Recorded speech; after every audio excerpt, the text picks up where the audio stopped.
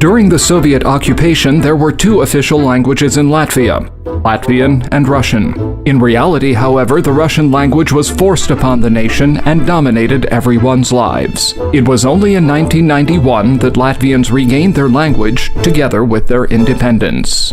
In 2012, reactionary politicians in Latvia proposed that Russian be given the status of a second state language in the country. They collected sufficient signatures to force a national referendum on the matter. 2 weeks before the referendum, public opinion surveys showed that the weights were starting to lean toward bilingualism. The Latvian majority was passive, apathetic, and self-confident about the result. Some Latvians disbelieved the survey results, others were offended by the state's frugality processes during the crisis, and they basically ignored political events. Fully 43% of Latvians said that they would not be voting in the referendum. The activities of the remaining defenders of the Latvian language were scrambled and difficult to notice. Even the president of Latvia said that he would not be voting in the controversial referendum. Those supporting bilingualism, in turn, were active and coordinated. They organized a powerful campaign under the slogan, "Now or Never,"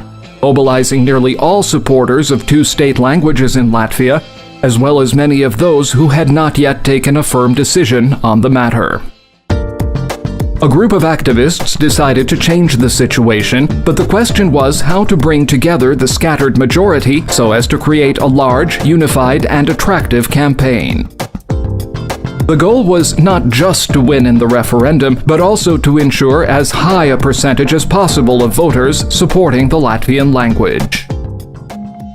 We created the social movement Get Up and Go, and everyone could join it. The symbol was a burning chair, which symbolized the moment at which you can no longer linger on the sidelines. We brought in strategically selected, well-known, and respected people into the process so that the social movement could live its life. 9 days before the referendum, we organized an initial event to announce the Get Up and Go campaign and its message. People were asked to become ambassadors for the campaign in their homes, neighborhoods, and groups of friends. Each photograph that was submitted was supplemented with the movement's logo. News about the campaign spread in a geometrical progression and was firmed up in the media arena. Celies un ej! Celies un ej! Wstawaj I idź! Celies un ej! There were hundreds of regional and local press publications, as well as radio and television broadcasts to reflect the idea behind the Get Up and Go movement. The organizers found that their telephones and email boxes were on fire. Popular people from the worlds of culture, sports, music, science, the media, and other spheres joined the movement en masse with their messages and their readiness to popularize the campaign. The text, Get Up and Go, appeared on the ice on the Daugava River. We learned that university students carved the text into the ice to show their support for the campaign. Materials from the campaign became viral on the internet and its social networks. Thousands of people used the Get Up and Go symbols on their social network profiles and shared them.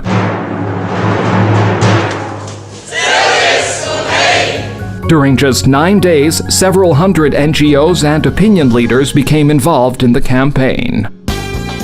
In the event, 71.12% of the electorate took part in the referendum.